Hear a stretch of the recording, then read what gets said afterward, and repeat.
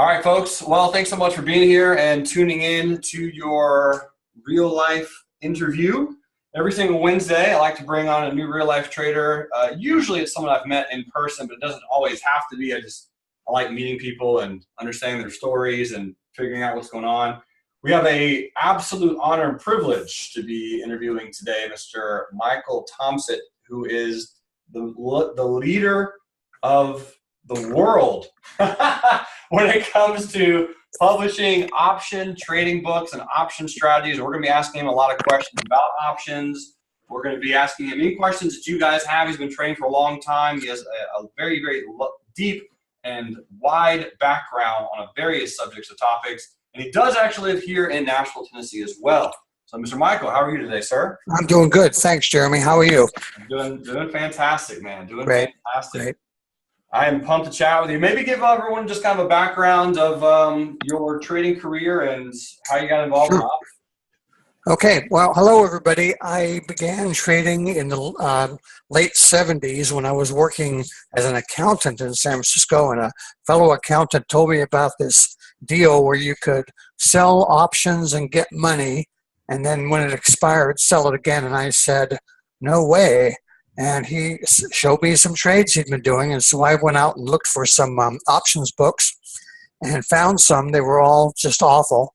And so I decided, I could write a better book than this. So I wrote a book called Getting Started in Options, published it with John Wiley and Sons. This was quite a few years later than this, but after doing a lot of research, I'm currently working on the 10th edition of that book. And it has sold over 350,000 copies. So I'm very pleased about that. Wow. Heck yeah, man. Congrats. The 10th edition.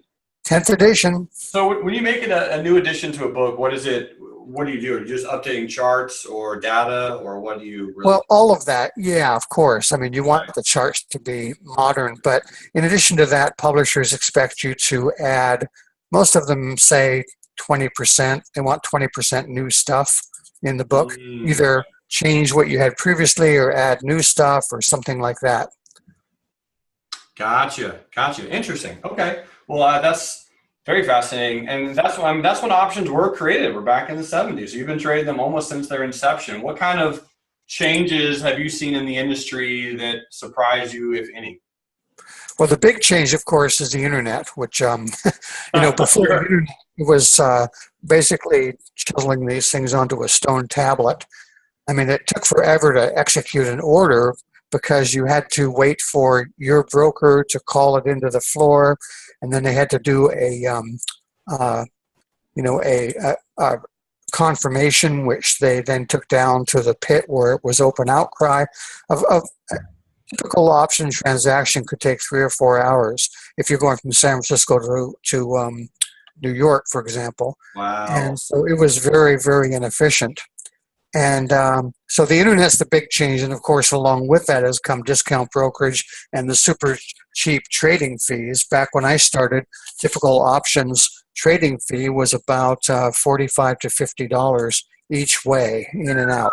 And that also meant, of course, that you had to make more money just to break even. Right. And it also meant that you had to work through a broker. And of course, now we get the almost instantaneous fulfillment, which is pretty cool. So there's been a lot of changes like that, not to mention online research and information and all kinds of good ideas and some bad ideas. Yeah. Absolutely. Well, I want to go pretty deep in today's session because you are you are as much as a pro as it comes to options. So I want to thank you. So if anyone here has any questions about options, this is the guy to ask. Why do you think that mini contracts went away, Michael? What was up with that? Because they came in, I thought they were pretty cool, and then just disappeared. Well, it's like anything else. Anything that you have that's going to be something new and exciting, I'd say at least half of them are gonna end up going by the wayside, and some of them are good ideas. I've seen myself several good ideas that have come and gone. And for example, lately I've been thinking about an idea for a new product. I'm not sure. I haven't really thought this through yet, but let me just tell you what it is. It's something where, let's say that you would like to buy shares and do covered calls in Amazon. Right now, it's like almost $1,500 a share. They've completely recovered, and you can't afford to put $150,000 into 100 shares. So on this mini buy, you could get it work kind of like an ETF, except it would just be on Amazon. There it is, at 1482.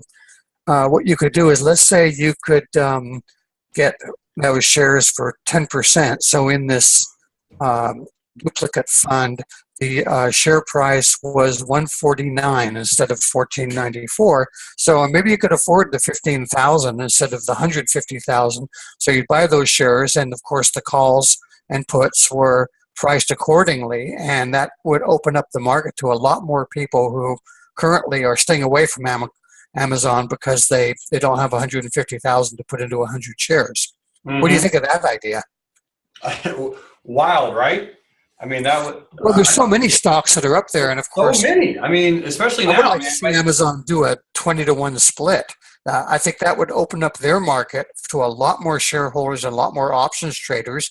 But you've got Amazon and Chipotle and Priceline and a lot of other stocks that are in varying degrees possibly attractive. I mean, Amazon is one of the hottest deals out there right now, but I don't know why it has to trade at $14.95. I'd rather see it trade at $149.50.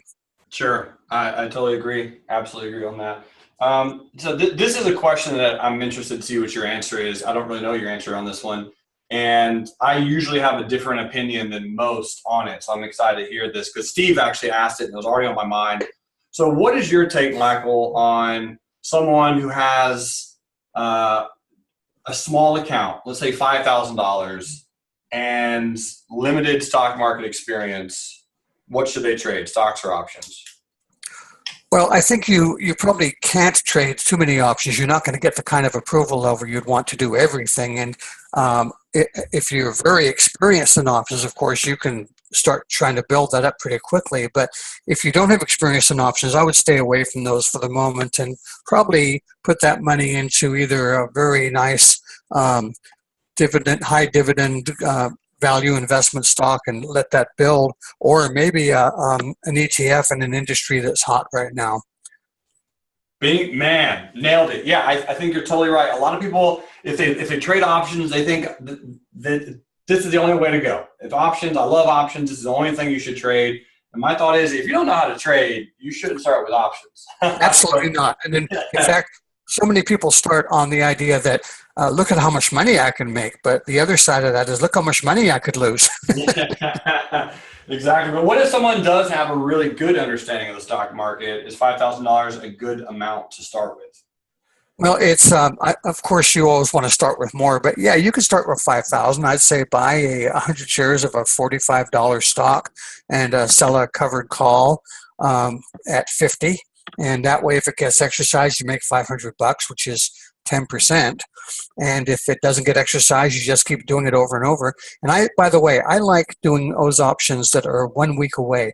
Friday is my favorite options trading day if you're going short, because the options that expire 1 week from day after tomorrow, actually, on the 23rd. The options that expire on the 30th. Between Friday and Monday, you have 3 calendar days, but 1 trading day. And on average, those options lose 34% of their remaining time value over that weekend. Mm. So that timing is really good for doing a covered call, for example. Yeah. Or if you're down at the other end of the spectrum, even doing a naked put. Amazon, by the way, I mean, you talk about a great stock for naked puts. If you saw what it was doing last week, you're getting like $1,500 puts with 3 days to go till expiration and 20 points. I mean, that's a real opportunity. Of course, it's because it's so volatile. Yeah. But look at it right now. Right now, it's at an all-time high, Amazon. Yep. And what that means is that this would be a great time to write a covered call, but a terrible time to write a naked put. So I would like to see it get down to the low end of the swing trade. I see you got the moving averages up there, but if you put Bollinger over this, for example, okay. I don't know if you can do that. Yep, I can pull that up. Great. Bollinger is one of my favorite because it really defines that trading range. So right now we're right at that upper Bollinger, okay? And I'm sure you folks know what Bollinger is, but just in case there's one person out there that doesn't, the middle band, that's the red band here, is a 20-day simple moving average. The upper band and the lower band are 2 standard deviations away from that middle band, or 2 sigma. And right now, this is why I love Bollinger so much. Right now you can see that it's trading almost right at that upper band. Mm-hmm. And so this would be a great time to write a covered call, a terrible time to write a put.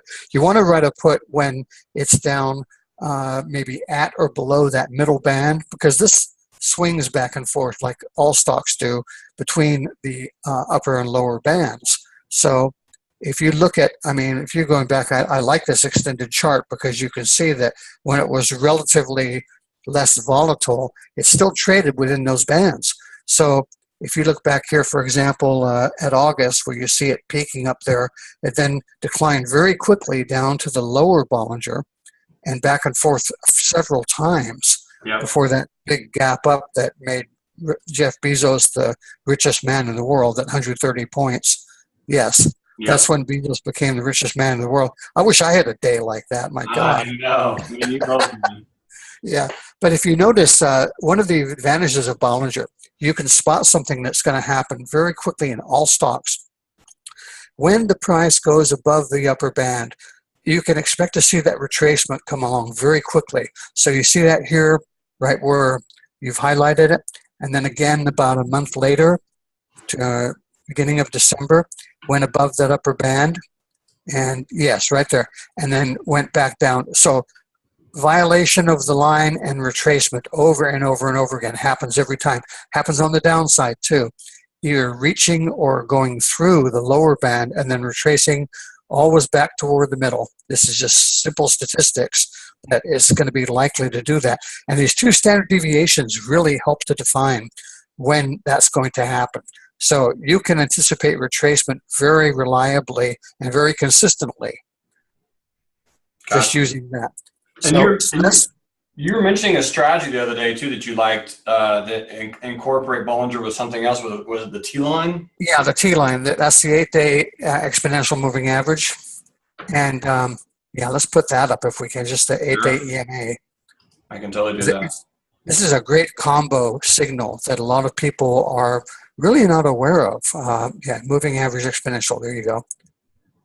Okay, the 8. All right. Yes. What color do you want it? I don't care. Whatever color. There you go. How about a nice burgundy? Burgundy. I can do burgundy. All right. Okay. Blonde burgundy. Here we go. Blonde burgundy. There you go. Okay. Now look at some things that are happening here. First of all, the T line, which is this burgundy line, is supposed to be a signal that tells you when reversal is happening. And the general rule is, if there's a crossover in which price moves across the T line, if it trades above for 2 or more sessions, it's bullish. If it goes and trades below for 2 or more sessions, it's bearish. By the way, by itself, it's not very reliable because, as you can see, this goes back and forth on the T line just like it does on everything else. But when used in combination with Bollinger, something very interesting happens. Look at what happened right at the beginning of 2018, for example. Mm-hmm. The previous month, T line and middle band had tracked very closely together. Yep. Then in January through the end of January, the T line diverged from the middle band. Notice how this gap gets wider and wider. When that begins to reconverge, as it did right near the beginning of February, that's a sign that this trend is over. See, right here in January, you got a very strong bullish trend. And the wider this gap becomes, the stronger it is. But when it begins to slow down, and we saw some subtle changes coming in right around the end of January where it didn't quite converge, but it began to. That's a sign that the fun was over for that trend.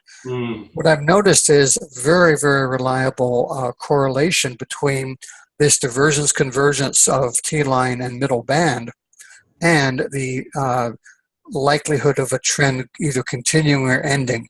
As long as it was wide, as it was through almost all of January, I believe that this trend would continue.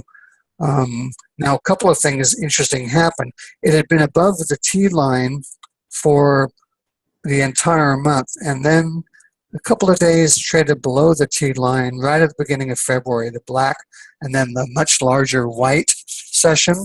Yeah. That was a confirming signal that the trend was over, confirming this divergence, and by the way, forming an extremely strong candlestick that was a bullish reversal in the form of a engulfing pattern. And what that told me was, yeah, the trend ended, but this is going to take back up again. And sure enough, it had 3 very strong down days that actually formed a, I guess you'd call that a 3 black crows. But I keep thinking about this harami while this is happening. I'm thinking, when's that going to kick in? Sure enough, the last 6 sessions did kick in and resume. Yeah. And a couple of things confirming that. You have the volume spike down here. You have this very long lower shadow on that lowest black day, which tells you there's weakness on the sell side. Yes, right there. And then you had the stock price move above the T line. And by that second day, above the T line, that second white session, I was convinced that all of this volatility that we saw for the past couple of weeks was over, and we were resuming that trend. And that's what's been happening ever since. So this is some of the ways that you can read these combo signals. I called it a combo signal because we're putting T-line with Bollinger. Yeah. And a lot of people don't use Bollinger because they don't really understand what it's showing. But you look over any period of time, whether it's daily or hourly, any kind of a chart increment, you're going to see that when the price goes above upper or below lower Bollinger, it's going to come back pretty quickly. So that's, yeah, this is good stuff you're doing, because this demonstrates that point, is that it does not stay outside of this shaded area for very long. Yeah, and if it does, if it really breaches it and closes it, I mean, you're gonna have some type of reversion to the mean. I mean, that's some exactly. And the more extreme the decline, the stronger that reversion. The first circle area you have, that second white session opened way below and came back very strongly, but it went all the way from about 1360 up to about 1460. That's like 100 points in about 2 weeks. And then the other one you circled, I look at these long bodies. You had this black, and then the doji, and then the white session. Some people call that a best friend signal. I don't particularly like that because it isn't kind of a classical description, but that happens when you have a long downtrend and then a doji. That some people that don't follow candlesticks call that a narrow range day, and that usually signals a strong reversal to the upside, which is exactly what happened. And you can call it a rounded bottom or a frying pan bottom or lots of other things, but what makes this doji particularly strong is that it's really a long-legged doji, very relatively long upper and lower shadows. But that indecision often is this major symptom of a coming reversal. And this is one of the best reversals I've ever seen. 1275 up to about almost 1500. That's huge. 225 points in about, less than a month anyway. Yeah. 3 weeks. Yeah. So it's good. So even this volatility from last week and the week before that we saw toward the end of the chart seemed pretty bad at the time, but looking at in larger perspective of this chart, you can see that that was just a glitch. Yeah. What's your favorite option strategy, Michael? Well, of course, I like covered calls, but more and more I'm liking uncovered puts even more because, first of all, you don't have to own the stock, which is kind of cool. The market risk of these two strategies is identical, but you have a lot more flexibility with the naked put because you can roll forward to any strike you want. And with a covered call, if you get enough of a decline, you're going to have a paper loss, and you have to figure out how you're going to recover from that. Mm-hmm. And with the uncovered put, you can roll forward and go to any strike you want and do that indefinitely. You can also cover it if you get into trouble. If for some reason the stock really moves against you, instead of taking the loss and having to eat the stock, having it put to you, you could cover it with a different position, even go out calendar, and that is something you can't really do with a covered call because you have to worry about what happens to your shares of stock. Of course, you also don't get dividends with the uncovered put, but so what? You're getting cash all the times, and you can do those week to week. So naked puts and covered calls, which is awesome because that's really what we do the most of in the afternoon swing trading room. Is because, I mean, when you have a bullish market, put sales, even though they're a limited return, they are a limited risk. A lot of people call them picking up pennies in front of a steamroller, but it's like if you are picking up pennies to the steamroller, but you also have the emergency handbrake in your hand, it's not that big of a problem. It's not that big of a problem. Yeah, that's right. Because if you do actually get put the shares, especially if it's stock you wanted to own anyway, then you get a lot of money when that's right. And if you do these week to week, do 50 of them a year, you're going to make a lot more money than you are if you do 4 naked puts that are 3 months each. First of all, you're limiting your exposure. So as prices change, you adjust your strikes. But you're also taking advantage of the fact that you have, in that 1 week, the most rapid time decay of the entire life of the option. Yep, right. So how long do you normally sell your puts? 1 week. 1 week, okay. Gotcha. And by the way, this thing about, I'm glad you mentioned that mostly what you do is covered calls and naked puts, because I had an experience early on when I started my trading career that I was very attracted to really complex strategies, thinking immaturely that by doing a more complex strategy, it made me a more sophisticated trader and kind of a big player. And what I learned the expensive way is that the simple strategies usually work the best. Give me an example of a complicated option strategy, like a back ratio spread, or back spreads, even vertical spreads can get complicated because even though you are limiting both profit and loss, it's sort of a minimally bearish or bullish strategy to do either calls or puts and getting a small credit or small debit. You still have that combination of long and short. Another complicated one that's very similar, by the way, is the synthetics. That's where you open a synthetic long, of course, is long call, short put, same strike, and vice versa. Short. That's okay. So I thought a synthetic was just selling a put and having a long call, but you're saying they have to be the same strike. Same strike, and a synthetic short stock would be buy the put, sell the call, which of course is riskier because now you're doing a naked call. Yeah. But the other thing I learned, by the way, about these simple strategies is that if you ask most traders who know options, what's the riskiest strategy you can do? Everyone will say naked call. Yep. Okay. But you know what? It isn't necessarily all that risky. It depends when you open it, how long it is to expiration, and how much of a buffer zone you create.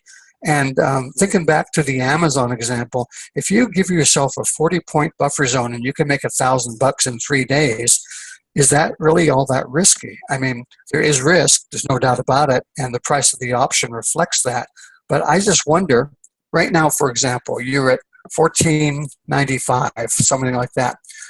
What would happen if you were to sell a covered call at, let's say, $15.30, somewhere in there?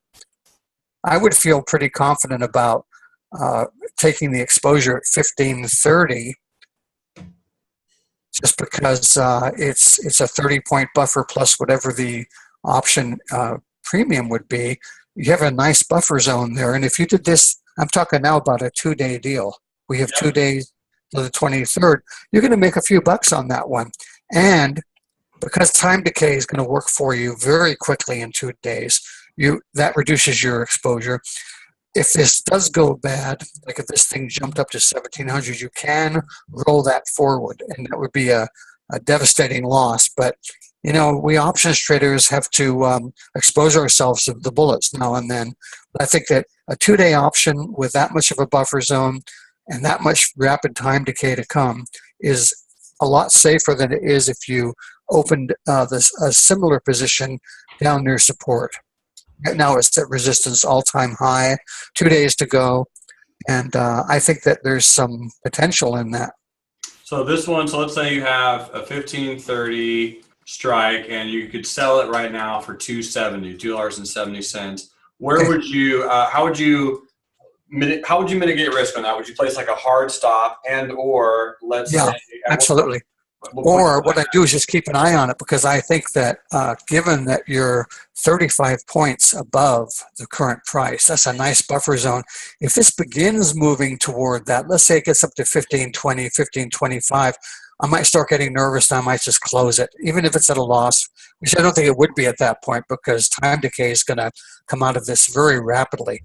In fact, tomorrow, Thursday, is the highest time decay date in the entire option cycle, because there's only one day to expiration. Yeah. So I think you're going to make that, it would net out to about 265. That's the bid price you put up, I assume. Mm-hmm. Yeah. Yeah, So bid, you're going to get about 265 cash. And of course, you got to put up the collateral of 20% and all that stuff. But I think this is a fairly low risk. Now it's a low dollar amount, but you do this every week. That's $265 times 52 weeks is $13,000. Yeah, totally. I love selling options, man. I'm a fan. I usually, like you mentioned, I don't understand the risks of call sales, but is it true that most premium you can sell more puts and puts bring in more value than calls usually?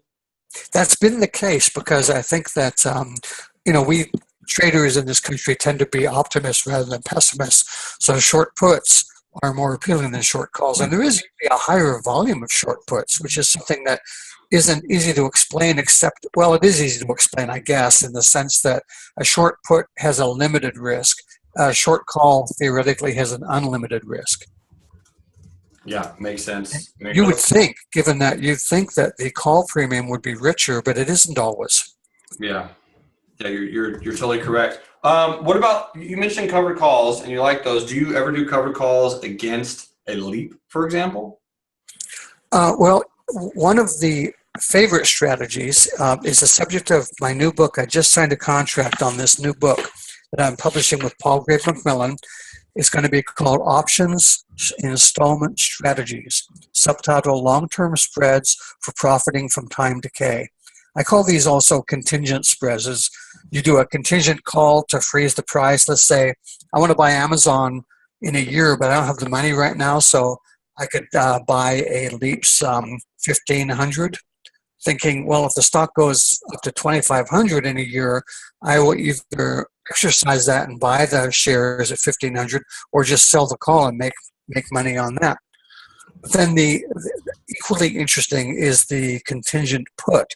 Let's say that I own 100 shares of Amazon right now. It's at $14.94, but I'm getting a little nervous because it's gone up so nicely that I'm saying, what if this goes back down to 1,000 or 1,100?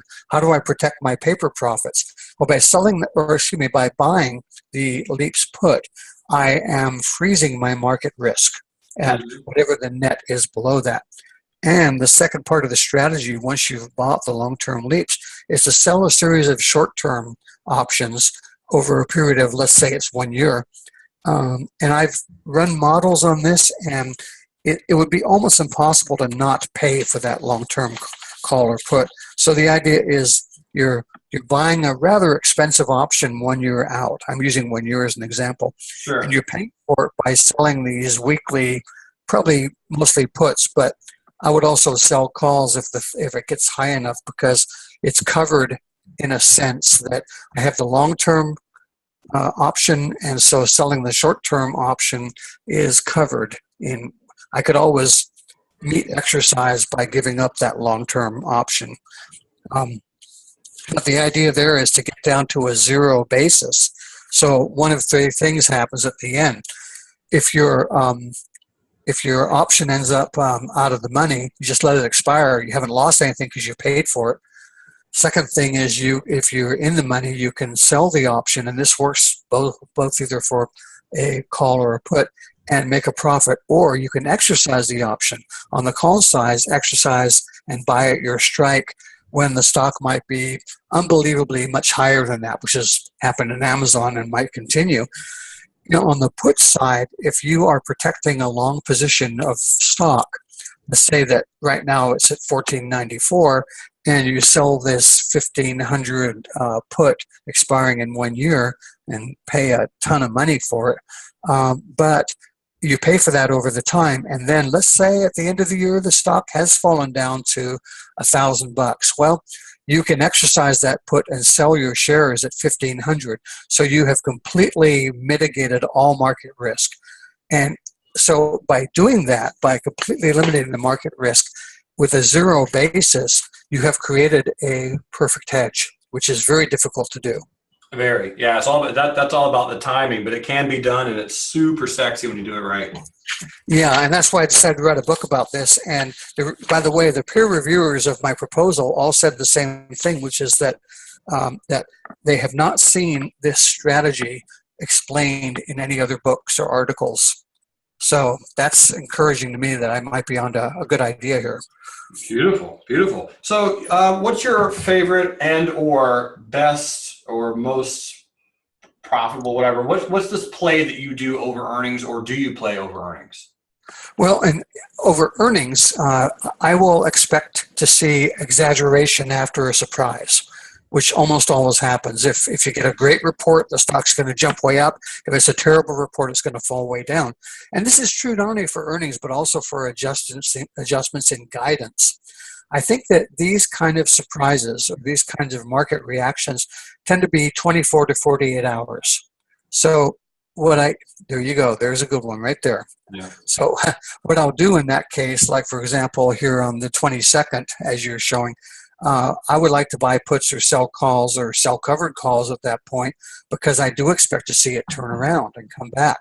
Mm-hmm. And I'm assuming both of these that you have on here are earnings. They're 3 months apart. So yep. Yeah, and that's kind of typical of the pattern you see in that earnings surprise or guidance surprise.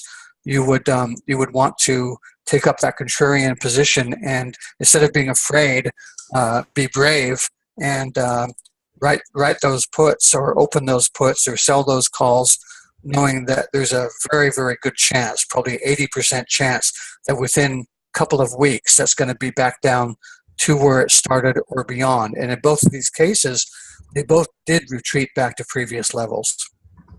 Yeah, totally. Okay, so by the way, I want to mention another strategy I would do in between these. Like, for example, from mid-October through mid-January, we're in a consolidation. A good strategy to do at a time like that is a covered straddle. And in that case, this assumes you own shares. You write a combination of a covered call above the current price, right, a covered call. Yep. That's out of the money, and a naked put below, also out of the money. So you're doing basically it's called a straddle, but really it's a covered straddle. Interesting. Yeah, it really isn't a straddle because you're using different shares. You can use the same share, but doing it this way really makes it a covered strangle. But it comes in all these different names. It doesn't matter. The point is, people don't realize this sometimes, but when you're in consolidation, once you identify resistance and support, it's pretty easy to identify when you're facing a breakout. In this particular case, look at the period about mid-January where you suddenly see a doji and then 3 upward gaps in white sessions. When that happens, you're seeing this heading toward a breakout possibly, and it does break out, and at the point that it breaks out, it's time to close that call side of the covered strangle or straddle.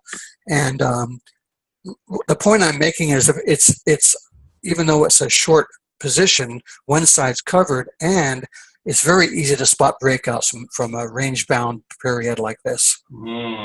What about over earnings themselves? Like, so three days before earnings happen, do you do any iron condors, or do you sell puts really far out of the money, or do you do a lot of? I haven't been doing those for the reason that even if I expect a surprise, and there are certain stocks that are notorious for having quarterly surprises, you really never know which way it's going to go. And Amazon's a good example. If you look back historically, Amazon had a lot of quarters that had negative surprises, and now more recently they have nothing but positive surprises.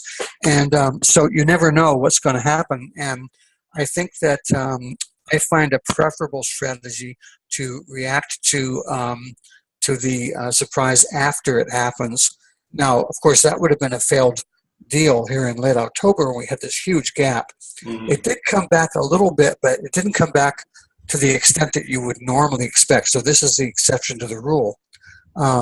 When you come up forward to the more recent one, there was that big peak, and then, of course, the decline, which had really nothing to do with earnings as much as it had to do with the market acting the way it's been acting.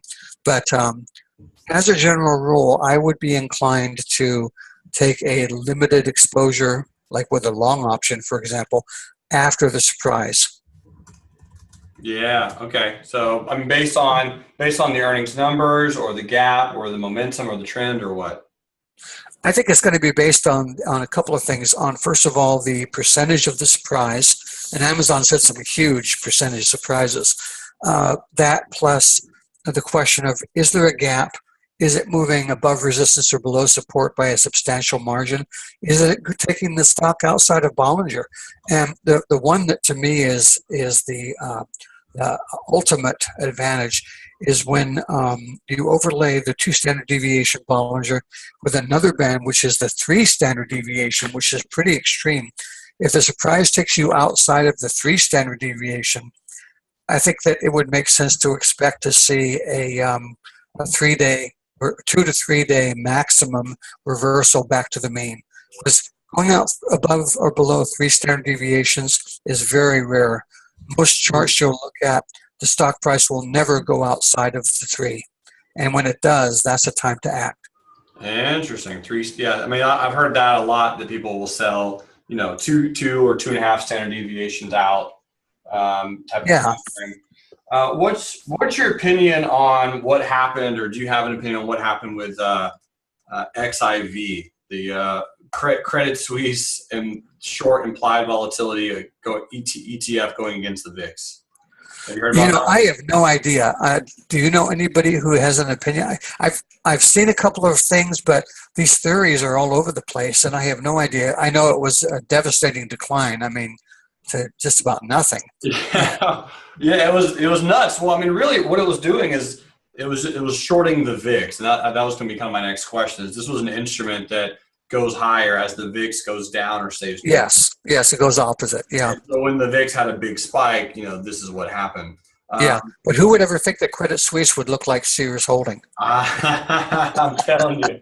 What's your thoughts on the VIX? Do you play it at all? Do you use it? I don't like the VIX, and I'll tell you why. Because it is the implied volatility of the S&P 500, which means that you're taking an average of a whole lot of stocks. And I think volatility is a very individual thing. That if you look at what happens in the S&P 500, you got some with higher volatility, some with lower volatility. So the VIX is taking an average, but it also cherry picks certain expirations and certain strikes, which really concerns me, because it means that whoever's doing that up at the CBOE has the ability to adjust that when they want to, in the same way that you can adjust your volatility assumptions to make the prices look better. I'm not saying they do it; they do that. In other words, to manipulate it, but it's so easy to manipulate it because they are picking a limited number of strikes and expirations in order to track the VIX, and those don't remain the same. Those change. Oh, really? How often do they change? I didn't know that. Well, first of all, options expire, so they have to put new ones up there. Sure. But when they put up new ones, let's say originally you had a 3-month at the money strike. Well, now when that expires, maybe you're going to pick a 2-month slightly out of the money strike, or a 4-month in the money. I mean, who knows? Each time there's an expiration and they want to calculate the continuation of the fear index, they are picking new and sometimes different terms for the expiration and strike. And that concerns me a lot, in addition to the fact that you're basing this on 500 stocks, which the artificial thing that creates is that you look at the VIX, and this is a great chart, by the way, because it's huge. Yeah. But you look at the VIX, and you think, aha, this is something going on in the market. But what it really reflects is the average higher and lower volatility of 500 stocks. So that's, to me, that's like saying, I talked to 500 people and took a poll, and some were Democrats and some were Republicans, and some liked Hillary and some liked Donald, and so I'm going to put that on an index, and I'm going to do this spike which shows that Hillary's going to win the election. Okay, now I know. Sure, sure. Interesting. Wow. Well, so give me your thoughts on, I know you have a lot of experience on mathematics and with options. Tell me a little bit about the Black-Scholes. What is it, and what does it do for options? Well, it originally was intended to identify a couple of things. Well, first of all, it's to identify a fair price for an option based on a bunch of assumptions. And one assumption is to calculate the applicable rate of a risk-free interest. In other words, if the question is, if I put my money into something other than an option, what would be my risk-free rate of return? And they usually use treasuries for something like that, but it's not a real thing. It's an assumed rate. And the idea is, let's figure out what the fair price is of an option. It assumes, among other things, that if I look at and calculate Black-Scholes today on Amazon, for example, I'm going to assume that volatility is going to remain unchanged for the life of the option, which is crazy to begin with. It also was based on European expirations only, or European exercise only, and on no trading fees, and it was only for calls. At the time this thing was devised, there were no puts, there were only calls. And so there are a lot of things about it that are flawed that have attempted to be fixed since then. It all comes down to having, well, Fisher Black himself wrote an article about 10 years after the publication of that model, and he called the article "The Holes in Black-Scholes." And in this, he documented 9 very, very large flaws. Now, in any kind of equation, if you got 1 flaw, it's bad enough. But when you have 9 flaws, I don't know how anybody can use it. I do not like Black-Scholes. And it's one of those things that you either are a true believer or a complete heretic. I'm a complete heretic when it comes to Black-Scholes. Right on. Well, but there's one other model, though, right? What's the other one called? Oh, there's a whole bunch of other models. Oh. There's a Black-Scholes Merton. Robert Merton came up with an adjustment in which he tried to account for dividends. Someone else has done a model, Whaley, I believe is the name, in which they tried to also calculate the same idea for puts. There's been numerous models, but they're all flawed in some way. But you know what? It comes down to one question. Let me ask you this question. Okay. Why do I need to know what, based on my assumptions, based on these 9 flaws, why do I need to know what is the current fair price of an option? It's a good question. I mean, I don't think you need to, because, I mean, we make the fair price anyway. Right, yeah, exactly. And there's another reason too, which is that an option is called a derivative because it's derived from the underlying. So trying to figure out where it's going to go in the future based on fixed volatility and an artificial assumed interest rate is kind of crazy in my opinion. But I come down to that same question. Why do I need to know what should be the fair price? The should doesn't matter because it is what it is. Yeah. And so if I'm going to make a trade based on the fact that this thing is overpriced, but it keeps getting more overpriced, I'm going to lose my money anyway. Sure. No, I mean, that's, yeah. Most of the people who believe in Black-Scholes are teaching courses at graduate level in universities, and have never traded an option. So that's something else to think about. Makes sense. Makes sense. So, I got so many questions, Michael. We got about 12 more minutes. Here's one other question.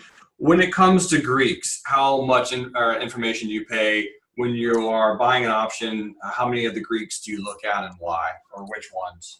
I will look at them for one reason, and that's confirmation, because I'm very much devoted to looking at the technical signals of the underlying to time my options trades. Bollinger being a good example. If I'm going to do something bearish, I want to do it at the top of that Bollinger range. If I want to do something bullish, I want to do it at the bottom. I don't want to trade in the middle if I can avoid it, because these are the extremes where you can really make money. And so when I see something that looks like a good trade, I'll look at the gamma and the delta. And those two are what I consider fairly reliable as confirmation, but I would never make a trade based solely on whether a trade is delta neutral or whether the gamma is strong. I just think that there's too much uncertainty about what that really provides. I think it's a good set of signals. And by the way, the CBOE has a really great free link to a calculator in which you can put in your assumptions and calculate gamma and delta for any option you want. It's very cool.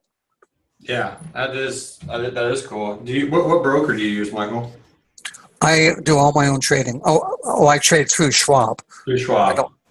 Yeah, I do. I'm just completely self-directed, of course. Oh, yeah, totally. Yeah. When you said what broker do I use, I thought, oh, you mean like Dean Witter or Vince? What was it? What was the guy named Vince Vaughn? Not Vince Vaughn. I was trying to think Boiler Room. I can't remember. Vin Diesel. That's the guy's name from Boiler Room. Oh yeah. Okay. Sure. So what advice do you have for someone who is newer to the markets and wants to learn options? What would you suggest? Oh man, read everything you can and read everything online, but don't take it as gospel, because there's a lot of incomplete information out there, and so you have to be very careful to do your research. And I think more than anything else, if you're new to something, paper trade. Go paper trading for a while. Hey, by the way, let me give you this link for the CBOE. It's called Options Calculator, and it's under iVolatility Services. And it's a free calculator. It's very easy to use. Okay. And so if you go on cboe.com and look up iVolatility, or just look up Options Calculator, it'll take you to this link. Options Calculator CBOE. Yeah. See what we get with that. Plus, I want to pull up your website. Is it Thomsett Publishing? Yes, ThomsettPublishing.com. And I will get that pulled up. And also, I'll go to Amazon over here, because you have a lot of books that people can read if they want to. I have a lot of options books, especially. Yeah. Yeah, many. So for those who are watching, just in case you want, you can hop over to Amazon. I've read probably about 4 or 5 of these. No offense, I've read them all. You have a lot, man. But I'm writing them faster than you can read them. Yeah, that's what I'm saying. I'm a slow reader. But Getting Started in Options, this is the one that you were mentioning earlier? Yeah, that's the one. What you're looking at there is the 9th edition. I'm currently working on the 10th edition. Gotcha. If you have 2 of the books that you have written that you kind of think are the best, which ones of your books? I would say Mathematics of Options, which just came out, and Getting Started in Options, which, by the way, the new title of that is going to be one word, Options. I realize that no one's published a book that's called just Options. Why not? That's a good question, but I thought, well, I'm going to grab that title for the 10th edition, because actually this one, Getting Started in Options, the book got so big we split it in 2 and actually did a second one called Getting Started in Advanced Options. Well, now I put them back together for the 10th edition, and we're going to do it as one big, it's going to be like 700 pages. Man, hey, that's a wealth of info. I'm excited about that. Okay, so back to Options Calculator, CBOE. This one, no, not this one. This one right here. iVolatility Services. That should be it, All right. And what do you use this calculator for? Well, as you can see here, if you put in the symbol and and specify which option it is, you can indicate the price and the strike, and it will give you over here on the right side delta, gamma, theta, vega. It'll give you everything you need, and it's a very easy to use. Just plug in the numbers. I love it. Okay. Hey, that's super helpful. Thank you. Oh, you're welcome. Thank you so They've much. got a lot of good stuff on CBOE. They also have a margin calculator that is worth looking at because it's easy to calculate, but they've also got these are all free, an options manual that explains how collateral is calculated for every kind of option. So those are things that if you need that stuff and you want it on your desktop, they're all easy, free downloads. And for going back to the person who's new to options, CBOE also offers a free virtual trading link where you can go in and paper trade under the prevailing rules of what you can do and how much collateral you need, and you can try out some of these strategies you might not be too sure about with virtual money. So when you have a loss, it won't really hurt. Exactly. Yeah, that's the thing is when you're first starting out with options or you're learning about newer strategies, definitely try them virtual. Just practice.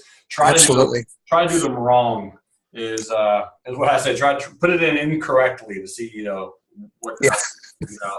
Well, it's like playing blackjack online. You play Yahoo Blackjack. You can make a ton of money, but unfortunately, it's not real. But things like putting tens against an ace, things like that you wouldn't do at the real tables, but sometimes that works out really well. Sure. So here's a question. I have a trader from the UK, and he's asking about spread betting. Have you heard of spread betting? No, I haven't. I see it there. Spread betting. What is that? Just didn't know if you knew. It has a lot to do with binary options, I believe. Is that correct, Steve? Okay. Oh, so you're doing the sort of like the all or nothing trade. I believe so. Yeah, I just didn't know. He was wondering if you knew anything about that. I don't. I've never heard that term before, but I'm going to look it up and see what that means because it sounds interesting. Spread betting.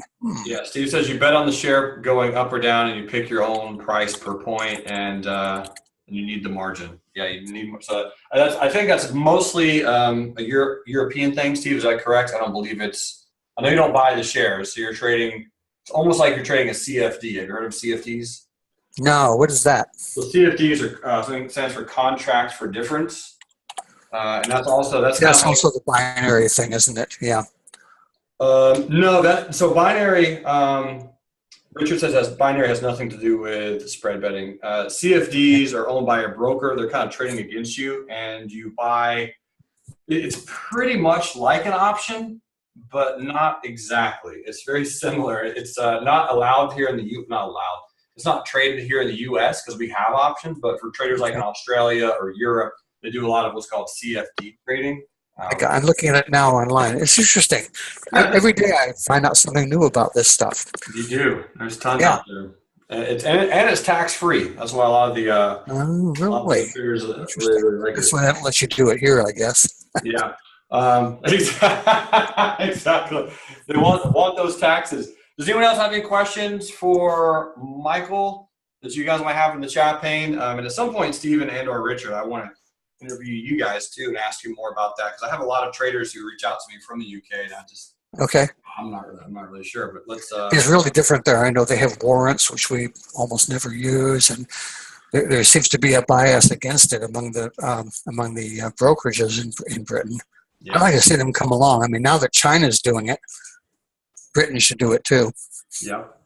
Well, hey, man, thank you so much for your time. Thank you. This was great fun, and I'd like to do it again sometime soon. Yeah, absolutely. Well, thanks so much for being here, brother. You rock. Have a great Thank you. Have a great day, everybody. Yep, you too, man. Thank you. Yep. So, folks, that was my good friend Michael Thomsett, who does live here in Nashville, Tennessee, and these are the books that are available on Amazon. Just in case you want to check them out, he's got a few that you can read. And, of course, here's his website, thomsettpublishing.com, where you can get books and blogs and option strategies, A to M and A to Z, a lot of cool stuff there. And, again, thank you for the option calculator. A lot of great stuff out there, and it's beautiful, beautiful info. Just as an FYI, before we go, LHO did exit LHO during the chat for a very small gain, 0.1 R. So if you want a little bit more, I mean, it's pretty much right here, break even. So we didn't get our stop set. So we did get out. The FOMC announcements and stuff are coming out within minutes, and you can get some pretty interesting whipsaws. So just kind of be careful on that and keep an eye on that one.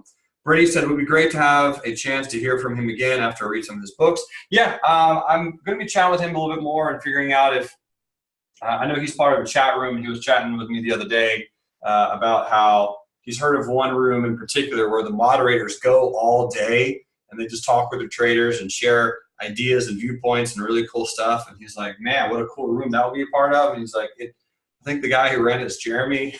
He was kidding, obviously, because he knows my room. But yeah, so the one that he's in is boring, and he's like, maybe I should come and join yours. So we're going to see if we can work something out. Anyway, guys, you're awesome. Thanks for being here. Thank you for being a part of the Real Life Trading group of traders. Thank you for helping us enrich lives. Small win on LHO, had a small loss on BYD earlier today, so it'll be another small losing day, but got some swing trades that are working out okay. Today is going to be Energy Wednesday in the afternoon room from 5 to 6 p.m. Eastern Standard Time, and today is also going to be the day trading webinar, how to day trade with $25,000 or less. So just kind of keep that in mind. Steve is asking about Richard. I think you can reach out to Richard on Slack. I think he's one of the 2 or 3. Richard, right there. Richard Angelis, I believe, or Angelus. Angelus. Not entirely sure how you pronounce it, but that's how it would be. All right, folks, you guys rock. I'm Audi 5000, and until next time, remember, love life, live life, and trade it. Thanks so much for being incredible, and I will see you later.